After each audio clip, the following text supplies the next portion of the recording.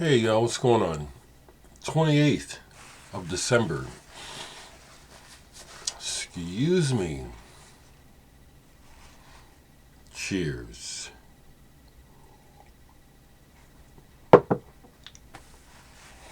Well, took a day off from sitting in front of the camera and decided, well,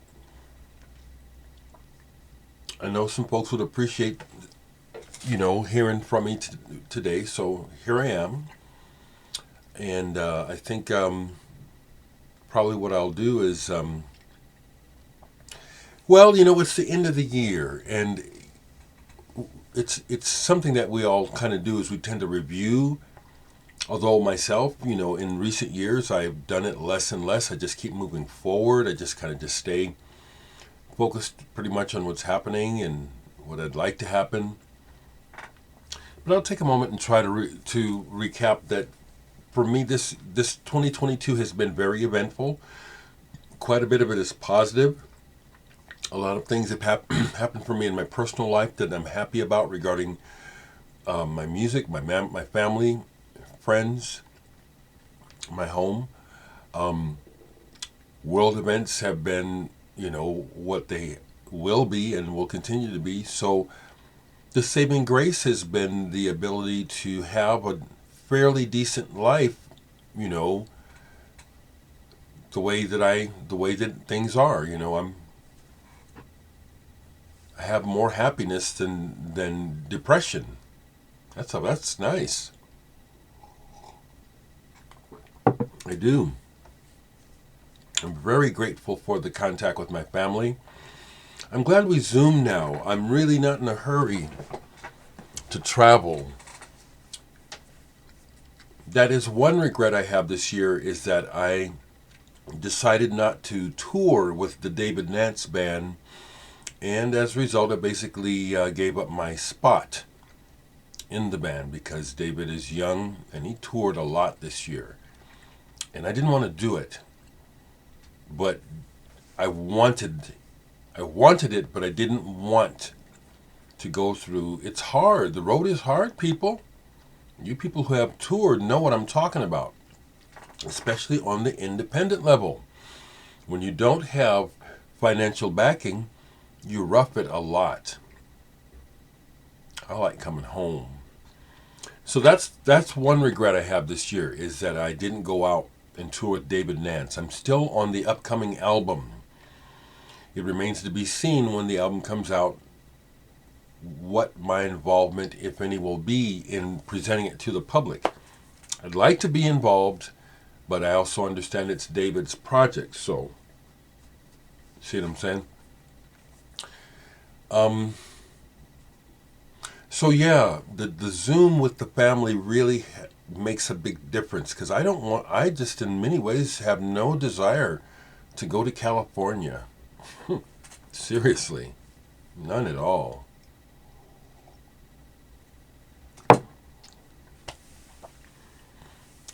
Forecast for next year, well, it's going to be more of the same.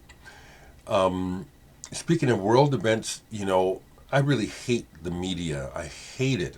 I need it, but I hate it because the way that they sensationalize everything. And so, for example, the reporting on things like the weather and the airline botch ups, the way that they sensationalize it really is so unhelpful. And what I mean by that is that this big snowstorm that the East Coast is still dealing with, and this cold snap we're dealing with, they're calling it 100-year storm. That's just bullshit as far as not really looking at the reality of climate change and the change in weather patterns in recent years. It's likely that next winter someone is going to experience something like that again. It could happen before this winter is over somewhere. So I'm just trying to deal with these things the best we can. The madness of the politics will continue. I will continue to be observing it, always hoping against hope that somehow some of these people who have resources and money and think that they have power will come to their senses and realize how much they're hurting everyone by being so selfish. That's probably not going to happen, though, is it? So, what's been on my plate musically? Comfort food, actually, quite a bit of comfort food. I've been listening to a lot of David Sylvian and Ryuichi Sakamoto music. Here's a remix of Bamboo Houses. I love the way they present stuff. Cocteau Twins. You know, this is the single from Heaven or Las Vegas. You know, music and life is about perception. You know, there's no right or wrong regarding how you perceive music. For myself and several people, when I post this, they agree. This Cocteau Twins, particularly Heaven in Las Vegas, sounds like winter music. But it's all experiential, you know. I love Cocteau Twins any time of the year. There's times when their music sounds great in the summertime. But right now, Cocteau Twins has been hitting it over here. I've been finding myself repeating songs because it's just I just want to stay there in that place. I love Sakamoto's music and Heartbeat. Man, I'd love to find a copy of this on vinyl. I just love that the color, the photo, the whole way this was put together, graphically as well as the music. I just love this. I love it. I would love to find a vinyl copy. I've never seen a vinyl copy except on Discogs. This album, like almost all Sakamoto albums, it's like he's traveling around the world in music.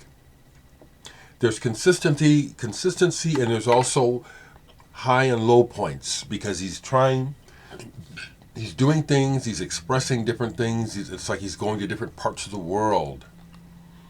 But the title track, Heartbeat, I just love it, and it always makes me feel better. Another one of his that I played is this. Another one I don't have on vinyl. It's a movie soundtrack. It's a very cute and really well filmed thing called The Adventures of Chatran, about this cat and a dog. I forget the exact. I've watched it, you know, so I could get the context of the music. This music is perfect for the movie. It gives off a lot of light, and there's a lot of this music that is just very optimistic. And just when I hear it, it affects my feelings. It brings them up. It's very, very full of light. I love Sakamoto's music so much. I've listened to this a few times. It's one of my favorite. It is a desert island. People ask me what are my favorites. Well, here's a favorite. Herbie Hancock Crossings. This is a replacement. I love that cover. I just realized I've hardly opened it. I still have my original copy I bought when I was in high school. This is one of my top. It's just a masterwork, and I'm so glad that I got to talk to Herbie Hancock about this album and blew his mind because he says, no one has ever talked to me about this album. I've never heard anyone say anything about Crossings. I love that. This is a masterwork to me. And I A-B'd it because I was wondering, is this is an official reissue, but I had to check, how is it really sounding? And it's fine. But I also have it on CD on this, the complete Warner Brothers recording, so I played it on here as well. Fantastic. Plus the album before it, Mwandishi, another desert island song by Herbie Hancock off of Mwandishi is You'll Know When You Get There. Have you heard that? Dave Newhouse, have you heard that track, You'll Know When You Get There? It's a place. It takes me to a place where I'd like to stay. It's beautiful. And it's It's hard to just put into words. It's fantastic music. Yes, thank goodness. Me with my nerdy behind. Music does the trick. It really does. I can't even tell you a movie that I've watched this year because I don't go to the movies. I don't. I do not. Brian Day. This is preliminary. I'll come back to it. But I just got a package from Brian Day and Public Eye, so hope to see you when you're in town next month, Brian. But I'll talk about this one right away. Guro, Skumsnes, Mo, and Philippe Petit. Untitled. And it's 2 long pieces with an interlude. Guro plays octabass, electric bass, and her voice. Philippe plays a synthesizer and turntables on his voice. This is really good, Brian. You're on a roll. There's a time when you would send me stuff, and it would be some of the stuff would be so oblique and just strange that it would be like, I just don't know where to start with this, and some of it is really uncomfortable. The last few things I've gotten from you, mostly what I've gotten from you this year is it's like, this is some good stuff, and this is another really good sound work. It's better to call it sound work than music, although it is music. But really, what these sorts of endeavors do for me is they are a jumping off point for the imagination, the sounds, and what they conjure up mentally and physically. I just got this, but I listened to this all the way through because it's like, ooh. By the time we get to the second part, after the interlude, it's like, okay, this is humming. And there's a part where they do this, it's like low frequencies with the bow and stuff. It almost sounds like you're going subterranean. And some could even, perceive it as dark and maybe eerie. I didn't at all. It was like intriguing. It's like, ooh, I could feel it in the body. And it was like, oh, this is nice. It's almost like massage. Good on, Brian. I haven't gotten to the cassette yet. Public Eyesore is a label that if you're, well, just keep pumping it, It's adventurous stuff. Well worth you finding out about. You back home yet, Stephanie? All right. So it looks like your visit over to Adrian's went well.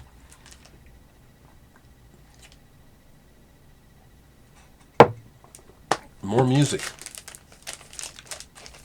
I'm still on break from finishing up my album because it's just about done.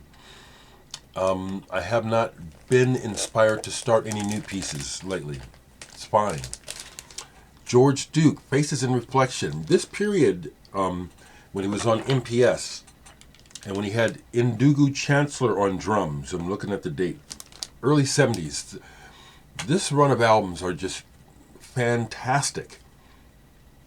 Because it's George Duke doing fusion, funk, and also prog. Someone asked me, do I consider jazz or fusion or some other music prog? And I say no, recognize the elements. Music is universal. Recognize the progressive elements in this music. It doesn't have to be called prog. This is an excellent album. I love it. This is sitting out. I haven't played it yet, but I'll show it to you. This will be played today. Donny Hathaway. Gone too soon. So sorry about his mental illness that caused him to probably take his own life. What an artist. What a voice, as well as pianist, producer, songwriter. And this is very, very emotional. Giving up. I have to be in the mood because this music can really take me down, okay? Not up, That's just how it hits me a lot of times. That's why you see me showing the music I show, because that's where I want to be. I know how this music feels. I know I have this experience where all this deep feeling, where it comes from. But frankly, there's a whole lot of pain behind a lot of this. And that's not where I want to be. So I don't be playing it too much. But I know that music and I love it. This is sitting out because I'm going to play it today. Another George Duke. The Aura Will Prevail. Fantastic. Just really one of the best. Here's a favorite, okay? Because it is a favorite. I'm sitting out. Played this yesterday 2.5 times. Kraan, Flyday. It's another one where it's like it's just perfect music to chill, especially the opening track. This is the blue vinyl version that came out when it came out. It's just really, really comfortable, comforting, really good music. Some of it has vocals. This is so good. Kraan, Flyday. Couple more. Comsat Angels, the band that they didn't make it through, but they're great. They still sound great to me. This is 7 Day Weekend. They had scored an American contract with Arista on the Jive label. Excuse me, they were trying to punch through. They're trying to make a break commercially. It just never happened. I think it's the lead singer. Somehow he didn't transfer to sex appeal, which is important in commercial music. These songs are great. Pop, rock songs. Practically every song on here is really, really good. Good pop. I like their old stuff even better. Here's one where, going back to 1970, where people were trying new things. This is Charlie Mariano, famous sax player, jazz musician, trying out the new thing at the time, which was progressive and psychedelic, and trying to blend different genres and influences in the music. Osmosis. Musically, this is strong. Vocally, this is really bad. Real bad. Real bad. Okay? But musically, very strong. Okay, last thing I'll show that I think is this Chris Carter's chemistry lessons from Throbbing Gristle and Chris and Cozy. And this is a double album. This, once again, and it's the variety of his work on here. It all doesn't sound the same. It could be a couple different artists. It's electronic based, but his timbres, he built a lot of his equipment originally. And so the tone of his synthesizer work is unique. And this is really, really good.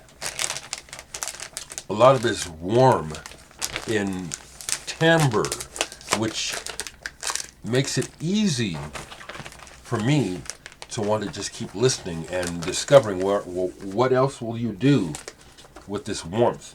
Because this, I love it. I love it. I love it. I love it. That's what's sitting here that I can show right now. You know, if there's anything else that I can say, I'm just really going to, challenge myself and everyone I know to be peacemakers and part of the solution. It's just really mind-numbing to me how plastic the human experience is and how easily we are influenced by events around us and things that we hear.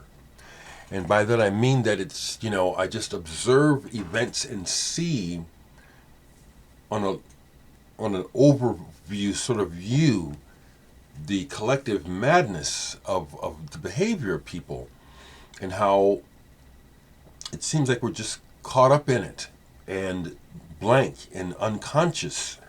And so that's my challenge to me and my people I care about, is to be conscious in our actions. More so next year, try to be part of the wave of energy that's trying to make things better, rather than being caught up in the wave of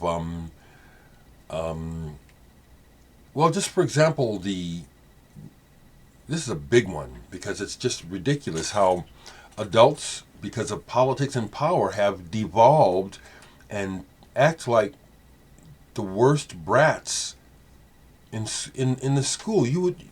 Decent parents would don't raise their kids to act like this. Selfish, name calling, constantly putting people down, literally looking for ways to hurt others and take advantage of things. That's the game these days. Probably always has been, but it's really, really, really cutthroat and out in the open now. So be part of the wave that's saying, well, what? No, I don't like this. I'm woke. I'm woke. Sure in the hell am. The idea that these foolish people have made it an insult to people who aren't thinking. The idea that you're awake, that's an insult. It doesn't make any sense when you're thinking. But if you're dumb and ignorant, yeah, he woke. Duh. See, you got a whole lot of dumbasses wrecking the party. So be part of a positive wave. Okay, take care.